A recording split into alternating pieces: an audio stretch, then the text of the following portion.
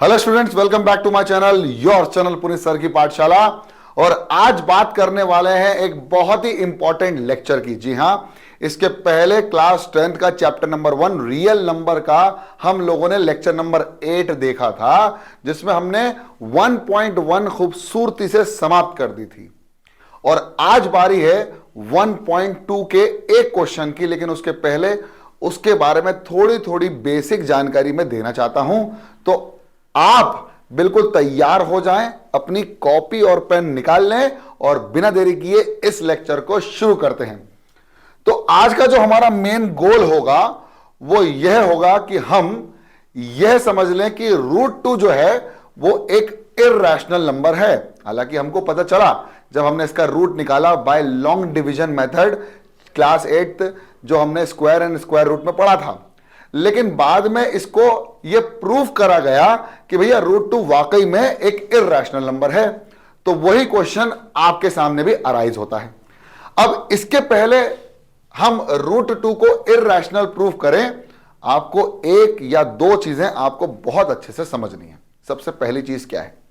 सबसे पहली चीज यह है कि अगर मान लीजिए कोई भी नंबर P/Q के फॉर्म में है, बिल्कुल ध्यान से सुनिएगा, कोई भी रैशनल नंबर अगर मैं कहता हूं P/Q के फॉर्म में है, जहां Q की वैल्यू किसके बराबर नहीं है बच्चों?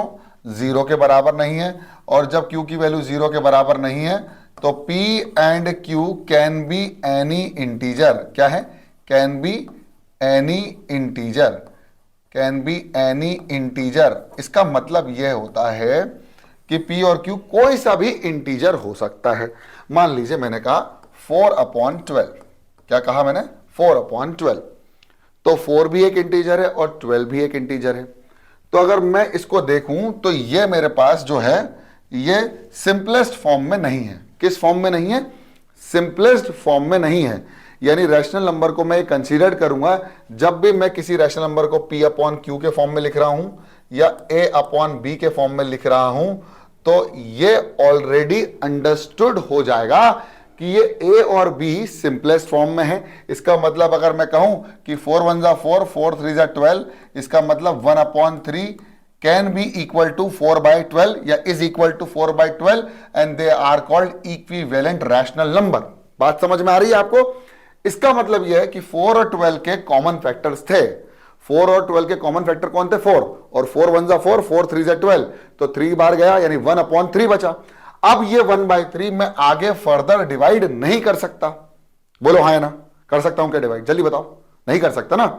इसका मतलब यह है कि इसके बाद इसको डिवाइड करेंगे तो आंसर मेरा पॉइंट में ही आएगा। अब यहीं पर मेरे को खेल खेलना है कि भाई मैं क्या क्या कहना चाहता हूं कि ये A/B जो है, ये A/B जो है, ये एक ऐसी स्थिति में पहुंच गए हैं जहां A और B को फर्दर मैं डिवाइड नहीं कर सकता। क्या नहीं कर सकता? डिवाइड नहीं कर सकता।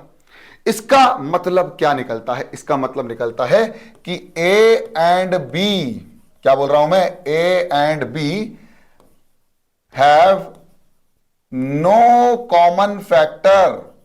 क्या बोल रहा हूं? No common factor. अगर वो डिवाइड हो जाते हैं तो उनके अंदर कॉमन फैक्टर है, और अगर आगे फर्दर डिवाइड नहीं हो रहे हैं, इसका मतलब A और B के कोई भी कॉमन फैक्टर नहीं है। No common factor other than, एक तो होगा, अदर देन एक होगा। वो क्या होगा? वो एक ही होगा, अदर देन 1। इन सभी नंबरों के कॉमन फैक्टर क्या होते हैं? 1 तो होता ही है। सभी नंबरों का कॉमन फैक्टर 1 होता है। इसका मतलब 1 के अलावा और कोई भी कॉमन फैक्टर नहीं है। मैं एक बार समझाता हूं। जैसे 4 को मैं लिख सकता हूं, 4 को लिख सकता हूं 2 × 2, और इसको लिख सकता हूं 2 × 2 × 3। तो कॉमन फैक्टर क्या था? 4 था, तो 4 से पूरा 4 कैंसिल हो गया। कितना बचा? 1/3। अब मेरी बात समझ में आई? क्या मेरी बात समझ में आई? तो इनके पास अब कोई कॉमन, 1 और 3 के पास कोई कॉमन फैक्टर नहीं है अदर देन 1। इसका मतलब यह हुआ कि ये दोनों कैसे नंबर है? को प्राइम है। A और B विल बी को प्राइम। इसको इस तरह से भी समझ सकते हैं, A and B will be को प्राइम। अब आपको इतना समझना है। अब कुछ बच्चे बोल रहे होंगे सर ये को प्राइम वाली डेफिनेशन कहां से आई? जो पहली बार इस लेक्चर में आए हैं उनको मैं बताना चाहता हूं कि ये मैंने बहुत पहले समझा दिया था इंट्रोडक्शन पार्ट में।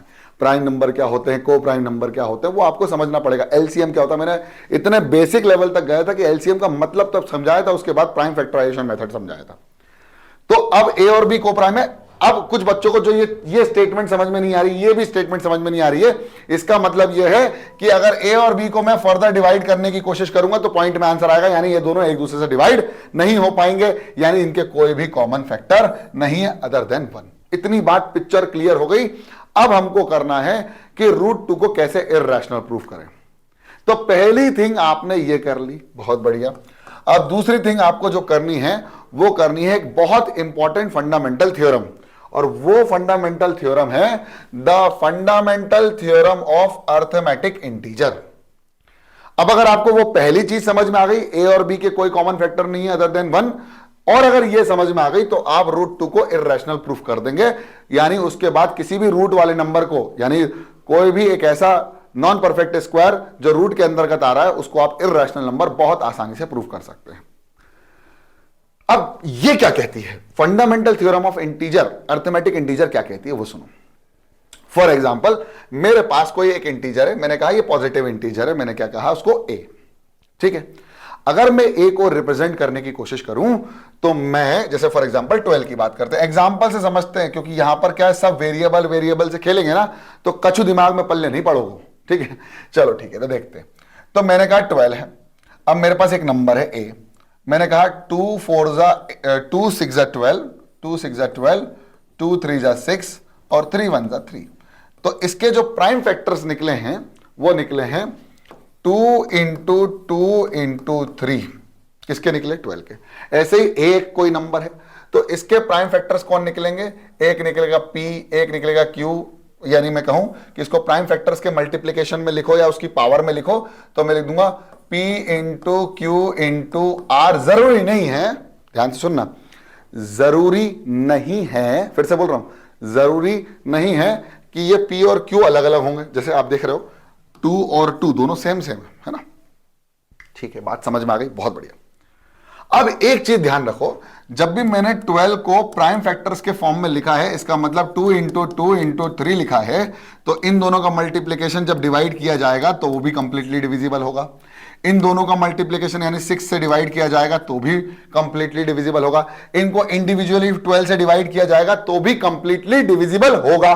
बोलो हाँ या ना। इसका मतलब यह हुआ कि A से जब मैं P को डिवाइड करूंगा या A से जब मैं Q को डिवाइड करूंगा, जब A से R को डिवाइड करूंगा तो वो कंप्लीटली डिविजिबल होगा। यस और नो, बिल्कुल सही कहा। अब अगर मैं कहता हूं कि मैं A का स्क्वायर कर दूं, अगर मैं A का स्क्वायर कर दूं तो A का स्क्वायर अगर हो गया तो क्या एक बात आपको क्लियर पिक्चर कहती है कि यहां पर P का भी स्क्वायर होगा और Q का भी स्क्वायर होगा और R का भी स्क्वायर होगा। बोलो हाँ या ना, बिल्कुल सही बात है। इसका मतलब यह है कि अगर मैं P × P × Q × Q × Q × Q × R × R अगर मैं कर दूं तो A स्क्वायर के बराबर होगा। बिल्कुल हाँ, क्योंकि मैंने अगर यहां स्क्वायरिंग कर दी दोनों तरफ तो मुझे दोनों तरफ स्क्वायरिंग लिखना पड़ेगा। बिल्कुल सही। अब अगर मैं A स्क्वायर को डिवाइड करूं P से, क्या कहूं मैं, A स्क्वायर को डिवाइड करूं P से तो भी डिवाइड पॉसिबल है, बिल्कुल कंप्लीटली डिविजिबल हो जाएगा। जब मैं P से डिवाइड करूंगा तो Q से डिवाइड करूंगा तो इस Q से करूंगा, इस R से करूंगा, या P × R से करूंगा, या P × Q से करूंगा, या P × R से करूंगा, जिससे भी करूंगा Q × R से करूंगा, सबसे डिविजिबल पॉसिबल हो जाएगा। बिल्कुल हाँ, बिल्कुल सही कह रहे हो सर आप। तो अगर ऐसा कहती है कोई स्टेटमेंट कि अगर A स्क्वायर किसी फलाना फलाना नंबर से डिविजिबल है, मान लो मैंने कहा कि वो 8 से डिविजिबल है, मैंने कहा कि A square is divisible by 8। क्या कहा मैंने, A स्क्वायर को किससे डिवाइड करा 8 से, तो ये 100% श्योरिटी है कि A भी डिविजिबल हो जाएगा 8 से। अभी देखो A स्क्वायर डिवाइड था P से, तो A भी तो डिविजिबल था ना P से। जैसे 12 डिविजिबल था 2 से, तो 12 का स्क्वायर भी डिविजिबल होगा 12 से, यानी 12 का स्क्वायर डिविजिबल होगा 2 से, तो 12 भी डिविजिबल हो जाएगा 2 से। क्या मेरी बात पाले में आ गई, पल्ले पड़ गई? बहुत शानदार। अगर पड़ गई तो अच्छी बात है, नहीं है तो कोई प्रॉब्लम नहीं है, एक बार और इसको रिवाइंड करके देख लो, बैक करके देख लो, समझ में आ गई। और इसी थ्योरम को हम बोलते हैं the fundamental theorem of arithmetic integer. क्या होता है, पहली बार में गच्चा खा के लोग थोड़ा सा चक्कर खा के गिर जाते हैं, तो इसको एक बार और समझ लो। जब कोई पहली बार में चीज समझ में नहीं आती तो उसको एक बार और रिपीट कर लेना चाहिए। क्या मेरी बात समझ में आई? इतनी सी बात थी कि अगर मैं 12 के फैक्टर्स में तोड़ूं, यानी मैं 2 into 2 into 3 into 3 into 4 into 4 करूं, तो 12 जो होगा वो 2 से डिविजिबल होगा, 12 जो होगा 2 2 4 से डिविजिबल होगा। अब अगर मैं 12 का स्क्वायर कर दूं तो भी वो 2 से डिविजिबल होगा। इसका मतलब 12 का स्क्वायर अगर 2 से डिविजिबल है, इसका मतलब 12 भी 2 से डिविजिबल होगा। ये बात कहना चाह रहा हूं। अब इसको मैं वेरिएबल के टर्म्स में लिखने वाला हूं और हम स्टार्ट करने जा रहे हैं हमारा बेहतरीन सा प्रूफ, बहुत शानदार सा प्रूफ। अब ध्यान से देखिएगा क्या करना है। Prove that √2 is irrational number. क्या करना है? Prove that √2 is irrational. अब कैसे इर्रेशनल प्रूफ करना है वो समझिए। यहां जो मैं मेथड इस्तेमाल करने जा रहा हूं उस मेथड का नाम है कॉन्ट्राडिक्शन मेथड। कौन सा मेथड है? उस मेथड का नाम है कॉन्ट्राडिक्शन मेथड। कॉन्ट्राडिक्ट का मतलब होता है कि भाई आपने अपनी ही बात को गलत साबित कर दिया। आपको प्रूफ क्या करना है? इर्रेशनल। आप लेके चलो रैशनल। क्या लेके चलो? रैशनल। अब जैसे जैसे मैं लिखते जा रहा हूं वैसे वैसे आपको अपनी कॉपी में लिखना है, लेकिन पहले समझना है। तो लिखते हैं कॉन्ट्राडिक्शन मेथड प्रूफ करने जा रहे हैं। तो हमने कंसीडर करना है, हमें कंसीडर करना है या लेट करना है या सपोज करना है √2 क्या है? एक रैशनल नंबर है। उल्टा कर रहे हैं हम, लेके क्या चल रहे हैं? रैशनल, लेके क्या आएंगे? इर्रेशनल। समझना, अगर √2 रैशनल है इसका मतलब यह हुआ कि √2 can be written as a/b, यानी यह किसके फॉर्म में होगा? a/b के फॉर्म में लिखा जा सकता है। क्या लिखा जा सकता है? बोलो हाँ या ना। बिल्कुल सर, लिखा जा सकता है। अब इस सेंस में अगर बात करें तो a and b it means that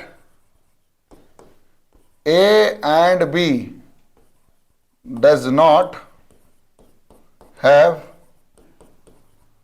any common factor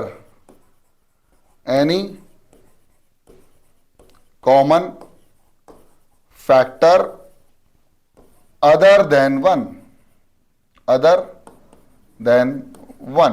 यानी 1 के अलावा और कोई भी कॉमन फैक्टर नहीं मिलेगा। किसको? ए और बी को। मतलब ए और बी सिंपलेस्ट फॉर्म में है, फर्दर डिवाइड नहीं हो सकते। इसके पहले वाले अभी थोड़े से सेक्शन में मैंने आपको बताया था 5-10 मिनट पहले इस लेक्चर के। तो it means that A and B doesn't have any common factor या doesn't share any common factor other than 1। बहुत बढ़िया। अब यहीं से पूरा माहौल शुरू होगा और मैं रूट को रिमूव करने की कोशिश करूंगा और यहां मैं कर दूंगा बहुत खूबसूरत सा स्क्वायरिंग। तो मैं कर रहा हूं स्क्वायरिंग टू बोथ साइड। क्या करने वाला हूं? Squaring to both side. अगर मैं स्क्वायरिंग कर देता हूं दोनों तरफ, क्या कर देता हूं? स्क्वायरिंग कर देता हूं दोनों तरफ, तो क्या मिलेगा मुझे? √2 का whole square is equal to a का स्क्वायर अपॉन b का स्क्वायर। क्या मेरी बात समझ में आ गई? बिल्कुल आ गई सर, एक नंबर समझ में आ गई।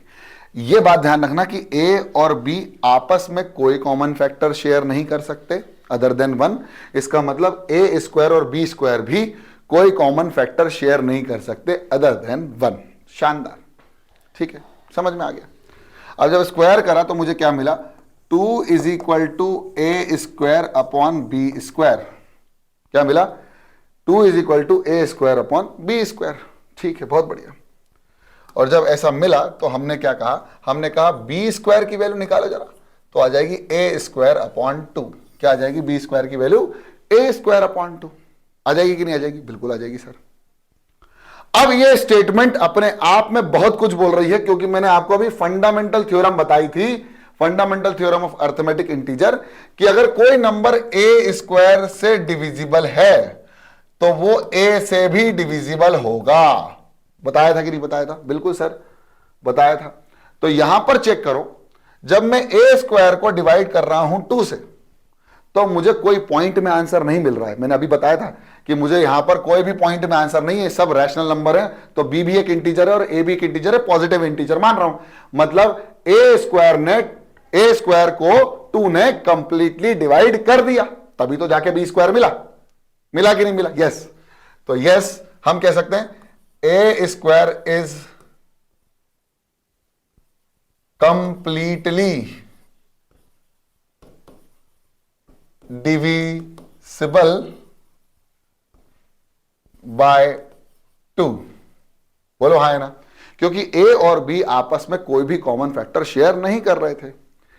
अब इसका सिंपल सा अर्थ यह होता है कि अगर ए स्क्वायर कंप्लीटली डिविजिबल है, तो according to the fundamental theory of arithmetic integer, according to the fundamental theory of arithmetic integer, तो हम यह कह सकते हैं कि हमारा ए भाई साहब भी कंप्लीटली डिविजिबल होगा 2 से। Therefore according to the theorem a is also completely divisible by 2। बहुत बढ़िया, 2 से डिविजिबल हो गया। अब एक बात ध्यान रखो, जब ए स्क्वायर से 2 को डिवाइड किया था तो बी स्क्वायर आया था। अब ए से डिवाइड करेंगे तो कुछ और मिलेगा, बी मत बोल देना, क्या मिलेगा? कुछ और मिलेगा। तो हमने माना लेट ए से जब डिवाइड किया 2 को, तो हमको क्या मिला बच्चों? सी मिला। क्या मिला? सी। इसका मतलब ए की जो वैल्यू हो गई वो कितनी हो गई? 2c। कितनी हो गई? 2c। और इस वैल्यू को put the value of A, put the value of A in the above equation, equation number 1, in equation number 1। ठीक है, इक्वेशन नंबर 1 में ए की वैल्यू पुट करने के बाद क्या मिलेगा? देखो मिलेगा B square is equal to, A की वैल्यू है 2 टाइम्स ऑफ सी का होल स्क्वायर अपॉन 2। ठीक है, मैं स्टेप बाय स्टेप चल रहा हूं, कोई दिक्कत वाली बात नहीं होना चाहिए। तो क्या आ जाएगा? B square is equal to 2 2 जा 4 सी स्क्वायर अपॉन 2, 2 1 जा 2, 2 2 जा 4। आंसर आएगा b square is equal to 2c square. तो सी स्क्वायर की वैल्यू कितनी हो जाएगी? 2 नीचे, तो आएगा बी स्क्वायर अपॉन 2। अब ये बहुत ही बहुकाल इक्वेशन आ गई। बहुकाल इक्वेशन क्यों है वो सुनो। जब ए के साथ ये सीन हुआ था तो हमने कहा था भैया A square is completely divisible by 2। तो जब डिवाइड हो गया 2 से, तो ए भी डिवाइड हो जाएगा। अब सेम इक्वेशन यहां आ गई, बस अब सी है दूसरे साइड। तो ए और अब बी और सी भी कोई कॉमन फैक्टर तो रखेंगे नहीं आपस में। इसका मतलब यह है कि, और सी क्या है? एक नंबर है। कौन सा नंबर है? एक इंटीजर है, पॉजिटिव इंटीजर मान लो। तो सी जो आ रहा है वो एक पॉजिटिव इंटीजर आ रहा है, यानी पॉइंट में आंसर नहीं आ रहा है। इसका मतलब बी स्क्वायर कंप्लीटली डिविजिबल है किससे? 2 से। Since B square is completely divisible by 2। तो according to the fundamental theory of arithmetic integer, B is also divisible by 2 according to the theory. कौन सी? Fundamental theory, theorem. किसके? भैया arithmetic integer की fundamental theorem क्या कहती है कि बी स्क्वायर से अगर कोई नंबर डिविजिबल है तो वो उसके बी से भी डिविजिबल होगा। बहुत शानदार। इसका मतलब यह हुआ कि अब हो गई प्रॉब्लम अराइज, कैसे? B is also divisible by 2। ये हो गई इक्वेशन नंबर 3। ठीक है, अब इसको स्टेटमेंट नंबर 3 बोल सकते हैं, नहीं बोल सकते, देख लेते हैं। एक काम करते हैं, हमारी सबसे पहली स्टेटमेंट जो हमको लिखनी, अब यहां पर ध्यान देने वाली बात ये है ध्यान देने वाली बात। देखो ध्यान से, ये ध्यान दे दो। आपको दिख रहा है कि ए कंप्लीटली डिविजिबल है 2 से, और आपको दिख रहा है b is also divisible by 2, है कि नहीं? इसका मतलब ए और बी आपस में एक कॉमन फैक्टर और एग्जिस्ट करवाते हैं, वो है 2। Since a and b have common factor 2, but it is not possible, but it is not possible? अरे क्या पॉसिबल है बच्चों? अरे पॉसिबल नहीं है, क्योंकि हमें सबसे पहली स्टेटमेंट यही लिखी थी कि भाई ये कॉमन फैक्टर कभी नहीं होंगे, इनके ए और बी कंप्लीटली डिविजिबल नहीं है आपस में, एक दूसरे से कॉमन फैक्टर नहीं है। लेकिन यहां दिख रहा है कि कॉमन फैक्टर है इन दोनों स्टेटमेंट से, according to the theorem of fundamental theorem. तो यहां पर एक चीज समझ में आ गई कि जब ए और बी के कोई कॉमन फैक्टर हो नहीं सकते और आ रहे हैं कि हैं, इसका मतलब हमारा अजम्पशन ही गलत है, हमारा कंसिडरेशन भी गलत है, हमने जो लेट किया वो गलत है, हमने जो सपोज किया है वो भी गलत है। इसका मतलब क्या किया था हमने? हमने सपोज किया था कि रूट टू क्या है? रैशनल। तो आंसर क्या होगा? Since this result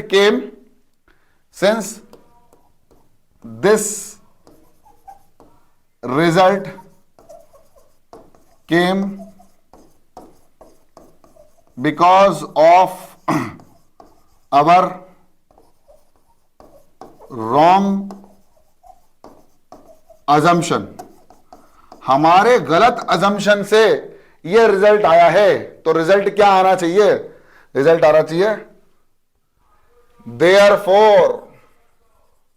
therefore root 2 is not rational, root 2 is an irrational number. Root 2 कैसा नंबर है बच्चों? इररैशनल नंबर है। कैसा है? इररैशनल नंबर है। अब व्हाट इज इररैशनल आप लोगों को पता नहीं होगा तो बता देता हूं। इररैशनल नंबर ऐसा नंबर होता है, एक ऐसा नंबर होता है which is having non terminating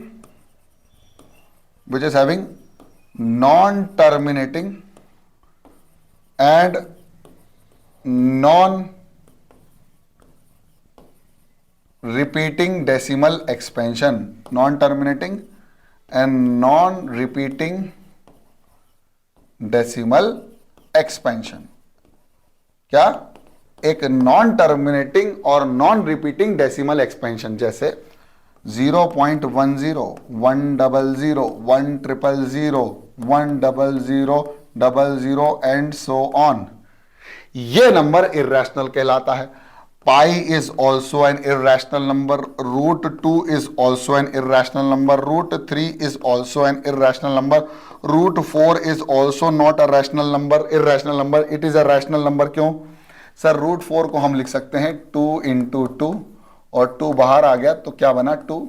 इसका मतलब 2 is a rational number, therefore root 4 is a rational. ये परफेक्ट स्क्वायर होता है, इसको हम बोलते हैं परफेक्ट स्क्वायर। तो अंडर रूट के अंदर अगर कोई परफेक्ट स्क्वायर नंबर लिखा है तो वो रैशनल हो जाएगा। ऐसे ही रूट 5 एक इररेशनल नंबर है एंड सो ऑन। ये लिस्ट बहुत लंबी है। क्या मेरी बात समझ में आ गई? बहुत बढ़िया।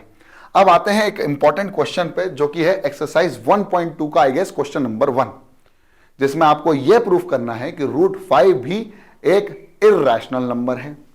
तो जो अभी मैंने रूट 2 के लिए समझाया था वही रूट 5 के लिए भी समझाता हूं। क्या है कि हमको मानना है कि रूट 5 क्या होगा? एक रैशनल होगा। हमने कहा कि वो a बाई बी के फॉर्म में है।